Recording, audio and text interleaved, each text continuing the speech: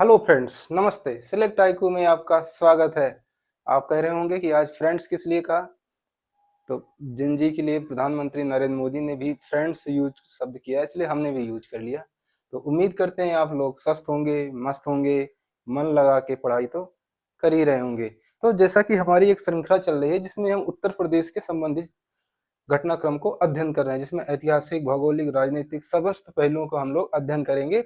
अभी हम लोग यूपी के जाने जो श्रृंखला है उसमें उत्तर प्रदेश के एंशियंट हिस्ट्री के बारे में जो थोड़ी-थोड़ी जानकारी है, जिससे उत्तर प्रदेश को प्रभावित किया, जो उत्तर प्रदेश से संबंधित रहा है, चाहे वो कोई भी वंश रहा हो, चाहे गुप्त वंश रहा हो, चाहे मौर्य वंश रहा हो, चाहे बुद्ध कोई भी धर्म रहा हो, चाहे बुद्ध रहे हों, चाहे मौर्य रहे हों, चाहे कोई भी वैदिक परंपरा रही, चाहे ऋग्वैदिक, उत्तर वैदिक और जो भी रहा है, हमने सब पे एक बारीकी से अध्ययन किया है। उस पे अध्ययन करने के बाद आपको एक छोटे-छोटे माध्यम से आपको वीडियो के माध्यम से पहुँचाने की एक चेष्टा की है, जिसमें हम पहुँचा रहे हैं आपको। आगे ये श्रृंखला आप लोगों का ऐसे प्यार बना रहा तो हम ये श्रृंखला चलती रहेगी, कारवां धीरे-धीरे बढ़ता रहेगा। उसी के क्रम में हम आगे आज मौर्योत्तर के जब हमने मौर्य पढ़ा, मौर्योत्तर काल पढ़ा, उसी तरीके आज गुप्त पढ़े, हमने इसके पहले गुप्त पढ़ा। आज हम पढ़ने वाले हैं गुप्त उत्तर काल।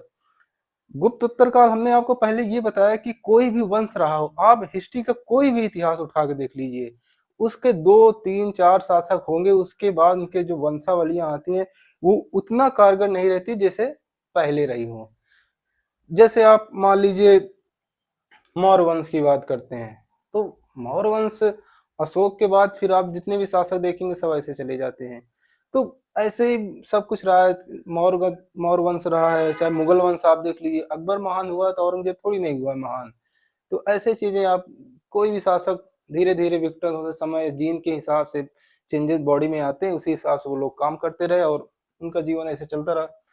उसको ना आगे बढ़ने के कई कारण भी रहते थे। जैसे कारण आप देख सकते हैं कि आप एक छोटा-सा परिवार लीजिए, एक परिवार में 4 मेंबर हैं, 4 मेंबर के आपस कोई भी मेंबर नहीं चाहेगा एक-दूसरे के प्रति बहुत रेयर ऑफ रेयरस्ट ऐसे मिलेंगे, जो परिवार संयुक्त रूप से रह के अपना जीवन यापन कर रहे होंगे और एक मिश्रित इकोनॉमिक में काम कर रहे होंगे। एक मजबूत डेमोक्रेटिक तरीके से परिवार को यूनिटी के साथ रख रहे होंगे। एक-दूसरे के प्रति जेलसी, जलन, एक-दूसरे की हत्या करा देना, यही सब शासकों का रहा है। तो आइए उसी क्रम में हम लोग आगे बढ़ेंगे। आज गुप्तोत्तर काल के बारे में छोटी-सी जानकारी है। 10 से 12 मिनट का ये वीडियो होने वाला है। इसके बाद एक वीडियो, एक क्लिप, एक स्लाइड और आएगी, उसमें उसके बाद ये खत्म हो जाएगा। तो गुप्तोत्तर काल कैसे आया? गुप्तोत्तर काल जब गुप्तोत्तर काल आया, इसके पहले गुप्त काल जो चल रहा था, उसके बाद आपने देखा कि अनेक शासक हुए। अनेक शासक इन द सेंस यहाँ पे इसलिए लिखा है मैंने कि चंदेल हुए आपके, राजपूत वंश हुए, ठीक। अब कई सारे यहाँ पे शासक हुए जो अपना साम्राज्य स्थापित करना चाहते थे। तो एक दूसरे से छोटे-छोटे साम्राज्य बढ़ते चले गए धीरे-धीरे, धीरे-धीरे, धीरे-धीरे। चंद्रगुप्त द्वितीय के बाद जब चंद्रगुप्त द्वितीय आए, फिर कुमार गुप्त आए, फिर स्कंद गुप्त आए, उसके बाद धीरे-धीरे विष्णुगुप्त अंतिम शासक हुए गुप्त गुप्त काल के, तो खत्म हो गए, पतन होता चला गया। ठीक, फिर उसके बाद एक आप देखेंगे इतिहास में एक त्रिपक्षी संघर्ष होता है। वो किस लिए होता है? वो कन्नौज के लिए होता है। क्यों होता है? कन्नौज के लिए इसलिए होता है, आप जब मैप में देखेंगे तो जैसे ये भारत देश है, एक हम आपको एग्जाम्पल के तौर पे दिखा दे रहे हैं ताकि आपको चीजें समझ में आ जाएं। ठीक, तो कन्नौज त्रिपक्षी संघर्ष इसलिए हुआ क्योंकि कन्नौज यहाँ पड़ता था, इधर प्रतिहार, इधर पाल, इधर राष्ट्रकूट। ये भैया राष्ट्रकूट थे यहाँ पे, प्रतिहार वंश था और ये पाल वंश। आगे चल के यही संघर्ष होता है। यहाँ क्यों संघर्ष हो रहा है भाई? यहाँ संघर्ष होने का सीधा सीधा कारण है कि यहाँ पे उपजाऊ जमीन है, दोआब भूमि है, यहाँ की क्या कहते हैं इकोनॉमिक जो है ग्रो कर रही है, यहाँ पे अच्छे अच्छे कृषि हो रही है, अच्छे अच्छे उत्पादन हो रहे हैं, इसलिए ये समतल भूमि है और यहाँ पे उत्पादन अधिक है। नदी का किनारे सारे खेत जो है उपजाऊ भूमि है, इसलिए त्रिपक्षी संघर्ष का एक मेन और मुख्य कारण बन जाता है ये। और ये उस समय की दिल्ली, जैसे वर्तमान में अब भारत देश में दिल्ली है, उस समय की ये दिल्ली हुआ करती थी एक तरीके से कि यहाँ पे अगर शासन कर लिया तो पूरे उत्तर भारत में अपना कब्जा हो जाएगा। तो इसलिए त्रिपक्षीय संघर्ष होता है कन्नौज को लेकर। तो उसी कन्नौज का एक मोखरी वंश, जो छोटा सा वंश था, ये मोखरी लोग बेसिकली ये गया के पास के रहने वाले थे। तो ये मोखरी वंश आता है। इस मोखरी वंश के कई जगह उल्लेख भी मिलते हैं, जिसमें आपको हरहरा अभिलेख बाराबंकी के पास है, यहाँ भी मिलते हैं। जौनपुर अभिलेख में मिलते हैं। तो इस वंश को थोड़ा सा हम लोग डीप में देख लेते हैं, बस उसके बाद फिर आगे बढ़ जाएंगे। मोखरी वंश के जो ये गुप्त वंश के विखंडन के बाद मूलतः बना, जैसा कि हमने कहा ये मूलतः कहाँ के रहने वाले थे, गया के रहने वाले थे। ये गुप्त वंश के बाद आया साथियों। किस वंश के बाद आया? मोखरी वंश। तो गुप्त वंश के बाद, गुप्त उत्तर काल के बाद मोखरी वंश का वर्णन मिलता है। इसकी स्थापना किसने की थी? हरिवर्मा एक शासक हुआ करते थे, उस समय 510 ईस्वी में की थी। इनकी राजधानी कन्नौज। हमने आपसे बार बार बताया, अब जितने भी शासक होंगे आगे, इसके बाद जितनी भी लड़ाइयां, जितने भी सब कुछ होगा, सब कन्नौज के लिए होगी। पूरा सारा त्रिपक्षीय संघर्ष भी कन्नौज के लिए होता है। ठीक, तो इनकी राजधानी क्या थी? कन्नौज थी। इन्होंने कौन सी उपाधि धारण की थी? हरिवर्मा ने उपाधि धारण की थी, महाराजा की उपाधि धारण की थी साथियों। किसकी उपाधि धारण की थी? महाराजा की उपाधि धारण की थी। फिर आप कहोगे कि ये कन्नौज मोखरी वंश का प्रमाण कहाँ मिलता है? तो कन्नौज मोखरी वंश का प्रमाण यहाँ से मिलता है साथियों। ये यूपी के 12, इसलिए पढ़ाना इंपॉर्टेंट हो गया क्योंकि ये यूपी के बाराबंकी में हरहरा नाम का अभिलेख मिलता है। किस नाम का?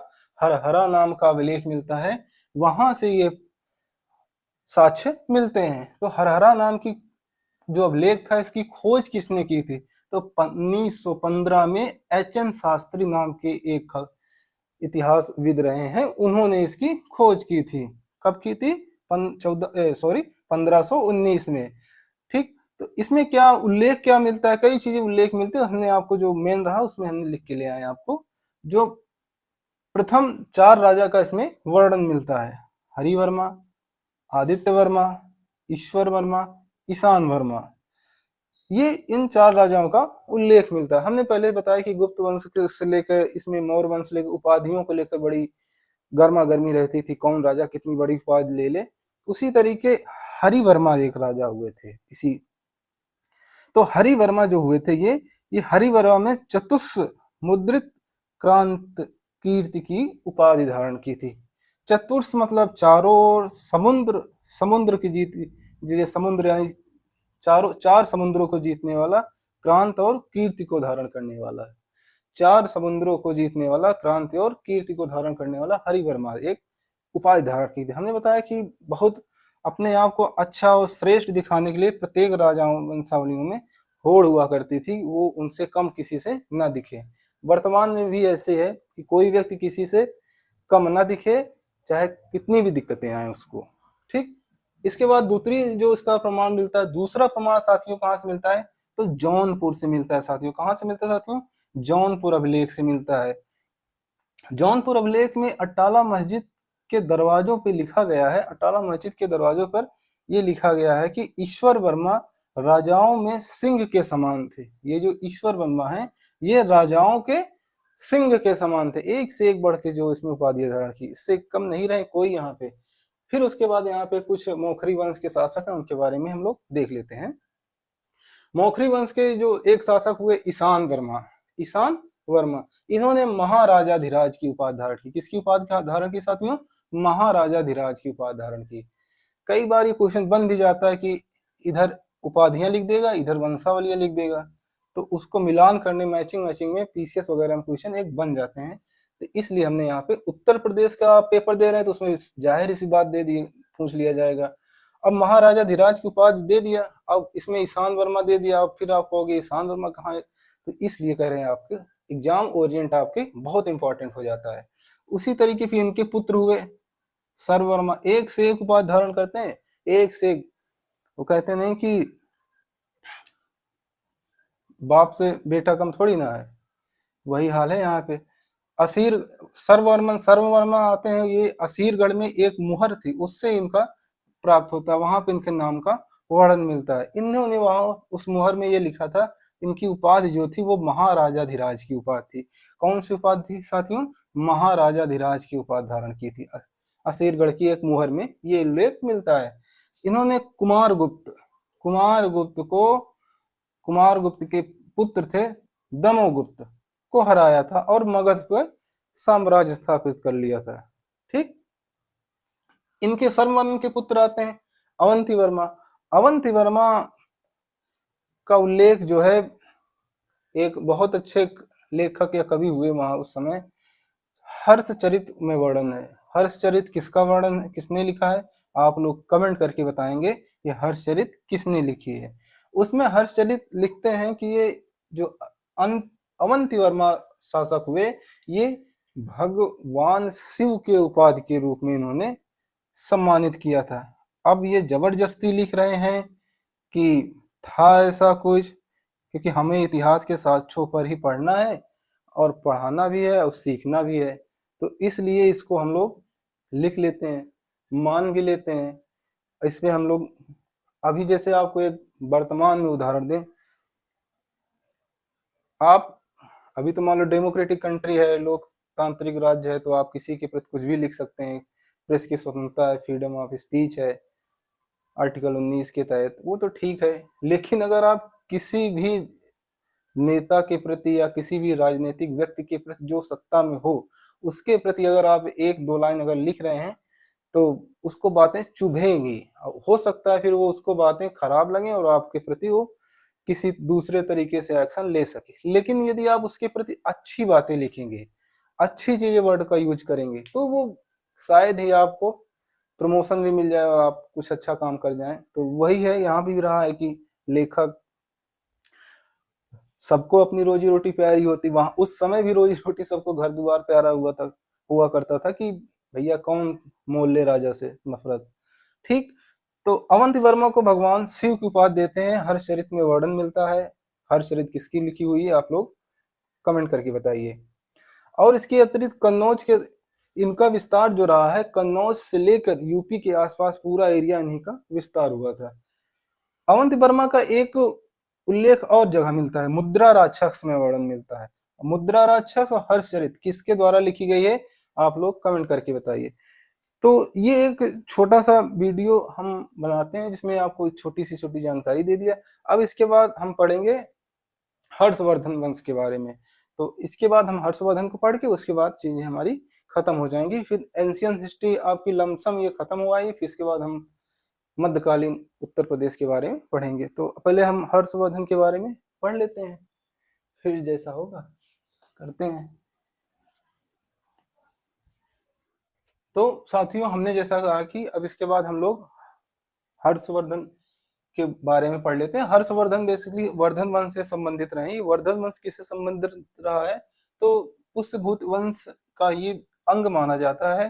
तो पुष्यभूति वंश को जो स्थापना की थी वो पुष्यमित्र शुंग के द्वारा की गई थी। तो ये शासक जो है आप हिस्ट्री में पढ़ते होंगे कहीं ना कहीं। तो इसका मुख्य शासक जो बना, उन्होंने स्थापना की, इसका जो मुख्य शासक रहा है वो हर्षवर्धन के बारे में। हर्षवर्धन में यहाँ संक्षेप में हम जानकारी आपको देना चाहते हैं। हर्षवर्धन का जो प्रमाण मिलता है वो जाके बांसखेड़ा व मधुबनी अभिलेख में पाया जाता है। ठीक, ये यूपी में ही है, इसलिए इसको पढ़ना थोड़ा सा इंपॉर्टेंट है। ह्वेनसांग हर्षवर्धन शासनकाल में आया था। कई बार ये क्वेश्चन पूछा है, वेरी वेरी इंपॉर्टेंट क्वेश्चन रहा है कि ह्वेनसांग किसके शासनकाल में आया था। यहाँ पे आप 4 स्टार बना सकते हैं। यहाँ से आपको 2 क्वेश्चन क्लियर होने वाले हैं। बाणभट्ट ने हर्षचरित में भी इनका ह्वेनसांग ने सियूकी पे लिखा है इनके बारे में। बाणभट्ट ने भी हर्षचरित में इनका उल्लेख किया है। इत्सिंग भी चीनी का यात्री था, इस काल के महत्व के बारे में वर्णन किया है। इस काल को भी किया है, गुप्त वंश के काल को भी किया है, इन्होंने वर्णन किया है इत्सिंग ने। तो बांसखेड़ा अभिलेख में क्या क्या इनका संबंध रहा? तो इनके नाम का संबंध रहा, इनके पद से संबंधित रहा, या इनके प्रशासनिक व्यवस्थाओं के बारे में वहां पे उल्लेख मिलता है। इन्होंने उपाधि कौन ली थी? हर्षवर्धन ने कौन सी उपाधि ली थी हर्षवर्धन ने? तो परम भट्टारकर, परम भट्टारक। ये कहां से प्रमाणित होता है कि इन्होंने उपाधि ली थी? ये प्रमाणित होता है फर्रुखाबाद में स्वर्ण सिक्के मिले थे, वो इसी वंश के माने जाते हैं, तो वहां से यह उपाधि मिली थी, वहां पे उस इनका सिक्कों पे इस तरीके का नाम लिखा हुआ था। वेरी वेरी इंपॉर्टेंट क्वेश्चन है, इसको आप नोट डाउन कर सकते हैं, नहीं कर सकते तो आप 1 नंबर अपना गवा लेंगे, 4 स्टार बना लीजिए। कन्नौज को महोदय श्री के नाम से, कन्नौज उस समय बहुत ही फेमस हो चुका था, एकदम सब आपकी इकोनॉमिक्स, आर्थिक राजनीति सारी व्यवस्थाएं अच्छी चल रही थी, इसलिए यहाँ पे संपन्नता खूब थी, इसलिए इसको महोदय श्री के रूप में हर्षवर्धन के काल में इसे घोषित किया गया था। तो बहुत बार क्वेश्चन पूछा है कि महोदय श्री किसे कहा जाता है, तो कन्नौज, सॉरी कन्नौज लिखा है, कन्नौज। ठीक, इनका शासन वैसे भी हमने बताया ज्यादा दिन चल नहीं पाया, तो 667 ईस्वी में इनका शासन समाप्त हो जाता है। इस बीच कई सारे त्रिपक्षीय संघर्ष हो रहे हैं, कई सारे विदेशी आक्रमण हो गए, कई सारे यूनानी सब कुषाण ये सब आ चुके हैं, बड़ा चारों तरफ एकदम गुट ने एक अपना अपना गुट बना के लड़ रहे हैं, एक दूसरे को मार रहे हैं। कोई एक ऐसा शासक इस समय नहीं रहा है जो इस बात को पुष्टि करे नहीं कि आप लोग ऐसे ऐसे रहें और ऐसे ऐसे शासन चलेगा, हम सत्ता ऐसे संचालित करेंगे। तो सबको अपनी अपनी पड़ी थी, सब लोग अपनी अपनी सेना में वृद्धि कर रहे थे, सैनिक भर्ती कर रहे थे। तो जैसा कि हमने बताया कि 10 लाख अरब संख इतने सारे हाथी रहते थे, तो कभी कभी बातें हाइपर भी लगती हैं कि नहीं ये ज्यादा कुछ नहीं लिख दिया गया है। ठीक, तो ये अपना एक छोटा सा रहा है इंट्रो, जिसमें हमने बारे में समझा जाना। तो यूपी के जानवर श्रृंखला में हमारा एंशियन हिस्ट्री जो है पूर्णतः अब यहाँ पे उत्तर प्रदेश के लिहाज से खत्म होता है। हम लोग अब अगर हम मेन से लिख रहे होते, जीएस पेपर 5 और 6 की बात कर रहे होते उत्तर प्रदेश की पीसीएस की, तो अभी ये और चलता आगे, इसके बहुत से सारे यहाँ से क्वेश्चन बनते हैं। तो हमें अभी प्रीलिम्स के बारे में सोचना है या वनडे कॉम्पिटेटिव एग्जाम के बारे में जो उत्तर प्रदेश संबंधित है, जैसे पुलिस, एसआई, दरोगा, यारो, इन सब के बारे में देखना है, तो यहाँ से चीजें क्लियर हो जाएंगी। तो हमारा एंशियंट हिस्ट्री यहीं पे खत्म होता है। तो हम लोग अब अगली जो क्लास होगी, आज 31 जुलाई है, कल 1 अगस्त, कल हम लोग क्या कहते हैं मध्यकालीन उत्तर प्रदेश संबंधित ना पढ़ के मध्यकालीन उत्तर प्रदेश संबंधित को हम करेंगे 2 तारीख को। कल हम लोग उत्तर प्रदेश की पूरी करंट कल हम करेंगे 20 से 25 मिनट में, टाइम लगेगा, लेकिन एक एक निचोड़ पूरा R&D करके आपको हम आपके सामने प्रस्तुत करेंगे। उम्मीद करते हैं आप लोग सब लोग देखेंगे उसको, बहुत अच्छा उसका हमने कंटेंट तैयार किया, उस पर हम बहुत अच्छे से काम कर रहे हैं। तो उसको हम आपको पढ़ाएंगे, क्या कहते हैं, 1 जुलाई 1 अगस्त को पूरे जुलाई मंथ का करंट होने वाला है। तो साथियों, जैसा कि हम हमेशा कहते हैं, जीवन का सत्य है मृत्यु और हमारे आपके जीवन का सत्य है किताबें।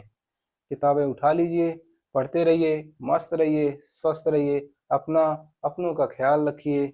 धन्यवाद साथियों, जय हिंद।